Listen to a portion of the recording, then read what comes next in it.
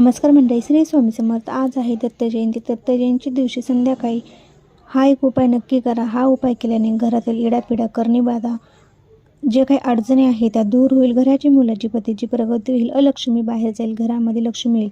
तर आज मार्गशीर्षचा दुसरा गुरुवार, पौर्णिमा आणि दत्त जयंती. तर हा उपाय एक नक्की करा. तर आपल्याला एक पोटली तयार करायची आहे. त्यासाठी आपल्याला काळा कपडा घ्यायचा आहे.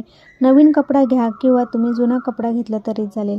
त्यामध्ये सर्वात अगोदर आपल्याला खडे मीठ, आपल्याला पिवळी मोहरी, काळे तीळ टाकायचे आहे आणि खडे मीठ टाकून त्याची आपल्याला एक पोटली तयार करून घ्यायची आहे. पोटली तयार केल्यानंतर ही पोटली आपल्या घरातील प्रत्येक व्यक्तीवरून आपल्याला उतरवून घ्यायची आहे. छोट्या मोठ्या सर्व व्यक्तींना उतरवून घेऊन ही पोटली नंतर आपल्याला तिथून बाहेर घेऊन जायची आहे आणि बाहेर गेल्यानंतर तिथून ही पोटली कोणी उचलणार नाही किंवा कुणाच्या पायंदळी किंवा कुणी ओलांडणार नाही अशा ठिकाणी ही पोटली आपल्याला टाकायची आहे आणि घरात येताना परत पाय धुवायचे आहे. हा एक उपाय आज तुम्ही नक्की करून बघा.